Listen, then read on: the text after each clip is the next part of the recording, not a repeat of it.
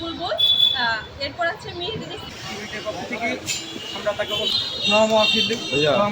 ভালোবাসার মানুষ সম্মানিত আজীবন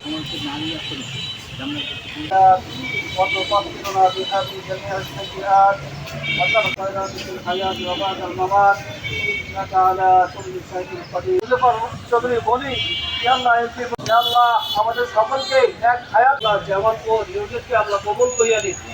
আমরা যে উদ্দেশ্যে সেখানে আয়োজন হয়েছে, দোয়া মাহফিল হয়েছে, সে উদ্দেশ্য আমাদের সৌভাগ্য রেড ক্রিসেন্টের এই কমিটির একজন মেম্বার, আমাদের নারী সংযুক্ত আসনের আমাদের জাতীয় সংসদ নির্বাচনে আমরা একটি এমপি পেয়েছি। আমাদের জামালপুরের সৌভাগ্য, রেড ক্রিসেন্টের সৌভাগ্য, জামালপুর জেলা ইউনিটের সৌভাগ্য নির্বাচনে মনে এমপি হয়েছে।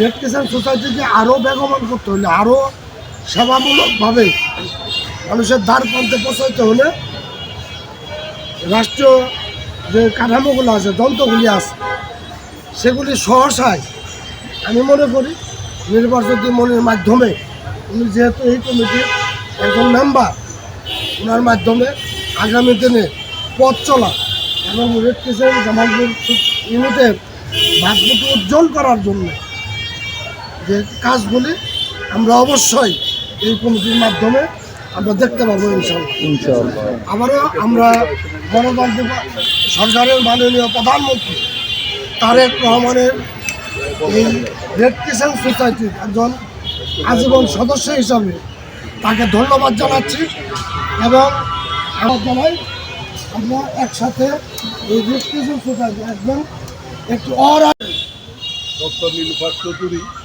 মনিককে গণপ্রজাতন্ত্রী বাংলাদেশ সরকারের মাননীয় প্রধানমন্ত্রী তারেক রহমান জামালপুরবাসীর আশা আকাঙ্ক্ষা কর্তৃক আশা আকাঙ্ক্ষার প্রতিফলন ঘটিয়েছে বিদায় প্রধানমন্ত্রী তারেক রহমানকে জামালপুরবাসী এবং রেড ক্রিসেন্টের পক্ষ থেকে শুভেচ্ছা এবং অভিনন্দন।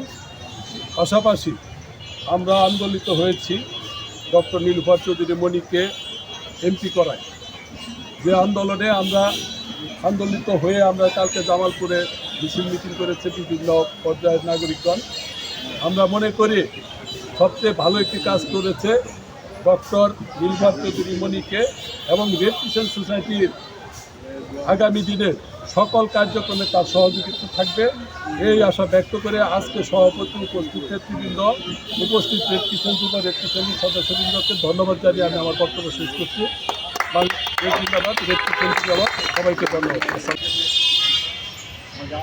আজীবন সদস্যবৃন্দ সকলকেই শুভেচ্ছা জানাই এবং নির্বাচনী মনি আপার মাধ্যমে আগামী দিনে আমাদের বাংলাদেশ রেড ক্রিসেন্ট সোসাইটির জামালপুর ইউনিট অগ্রগতি লাভ করবে এবং যে কোনো সময় তার সহযোগিতা আমরা পাব এই আশা ও প্রত্যাশা রেখে এবং আজকে এই অনুষ্ঠানে সকলে আমন্ত্রিত অতিথিবৃন্দকে ধন্যবাদ জানিয়ে আমি আমার বক্তব্য শেষ করছি। আসসালামু আলাইকুম এবং দোয়াটি করার জন্য অনুরোধ জানাচ্ছি। ধন্যবাদ।